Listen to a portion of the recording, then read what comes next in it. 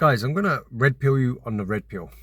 All right, it's a realization that I've come across, and a real realization. Like, this is the reality of the red pill. This is the red pill of the red pill, right? And I've been watching red pill since way back 2018. I started reading it. I come across it. I was watching Jordan Peterson stuff, and then I just happened to have all the recommendations and slowly led into the red pill, reading the Rational Male, Rollo Tomasi, all this stuff. And like it says on the tin that you're taking the red pill, you're leaving reality, right? And you're going to learn about female nature and everything else, and big tech and society and governments don't want you talking about this. There's loads of censorship around the red pill and all of this, and demonetization of big YouTube creators and all of this stuff. And you're like, yeah, like, you're lapping it up. I've taken the red pill. I see the reality. I see the way women are, and that society doesn't want us knowing about this stuff. And at the time, it was back then, 2018, 2019, it was very fringe, wasn't mainstream. And then I was following Andrew Tate, and I remember thinking, oh man, someone like Andrew Tate could never go mainstream, his views and opinions. And the red pill could never go mainstream. And then something crazy happened. It went mainstream. Tate went mainstream. Everyone knew about him. Red pill everywhere. And now your normies have taken the red pill and everything else. And I saw this explosion online of red pill content creators, people that I've been following. I was following them. They had like 30, 40, maybe 50,000 subscribers on YouTube. And now they're in the hundreds of thousands. And it's gone crazy. And it had me thinking, wait a minute.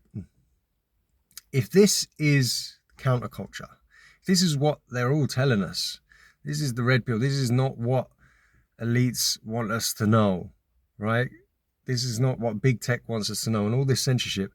Why the hell is there so many huge red pill content creators? Like, massive. Why is the red pill so mainstream? Why did Take go mainstream? Why did all this happen? It doesn't make sense. I see, some of these huge red pill podcasts, millions of subs. What's going on here? It's not counterculture. Like, well, why would the elites allow that? The more you dive into the way society is run and the messages get out there, if they really don't want a message to get out there, they won't. It won't go out there. It won't go mainstream. And then I realized, okay, what is the mainstream now? What is culture of the West? What do the people that control the narrative push? Well, they push degeneracy. They push the destruction of the nuclear family. They push to a battle of the sexes and so on and all this, and they push for the feminism and women's rights, and that's great and everything else, but you need a pushback on that as well, right?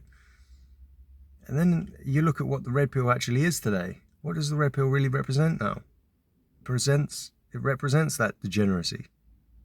It represents destruction of the nuclear family. Because what it's all about, what the red pill has become, it's not its original purpose, but what it's become, and we'll get to why it's become that way, it's become all about how many women you can sleep with. That's what the main thing is. Like, look at the biggest podcast now, red pill type content podcast on YouTube. It's Fresh and Fit. That is just the most degenerate crap ever. It's all about obviously shaming degenerate women and everything else, and fine, but it's pushing this notion of just sleep with as many women as you can, sleep with as many as you can. That's all it's about. Sleep with as many women as you can, get your numbers, get experience, yada yada, sleep with them. And the people that run stuff, they know this. They're very clever. That it is essentially the red pill is blue pill. It is mainstream. It's the mainstream message. It's continuing to push the degeneracy and the decay of the West.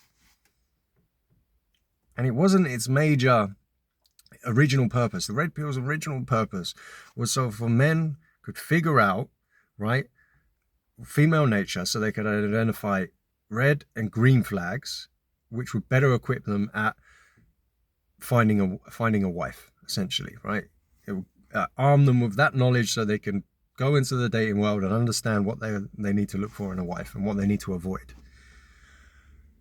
However, and I believe this to be true, I've connected the dots on this one. I think it's been infiltrated. I think the red pill has been infiltrated from a few years ago. And the messaging in the red pill has morphed into this degenerate lifestyle. Just, you know, be a fuckboy and sleep with loads of women and everything else. So that contributes to the downfall of Western culture, and it contributes to the battle of the sexes and everything else. And it's become a psyop. That's what it is, essentially. Red pill now is a bit of a psyop for young men. And a lot of people don't like that, but I've connected a lot of dots on that. And I don't think there's much coincidence here, but the biggest podcast, right? Fresh and Fit. One half of the host there, basically the brains behind that podcast, not the other guys who are just, I don't know, it's like an ornament essentially, right? But Fit, Myron, he used to work for the FBI, right? FBI, CIA, I think it was FBI. Is that coincidence? Not so sure on that. Not so sure on that. And there's a lot of people that say Tate is controlled opposition and whatnot. Could very well be. Who knows? But there's no doubt in my mind, the red pill is definitely blue pill. And it's a psyop to continue that destruction of Western culture and the continue further perpetuate the battle of the sexes, further keep people away from really orientating themselves around the family unit and the nuclear family. And that's the red pill. That's the real red pill, guys. That's how you really fix a lot of this stuff.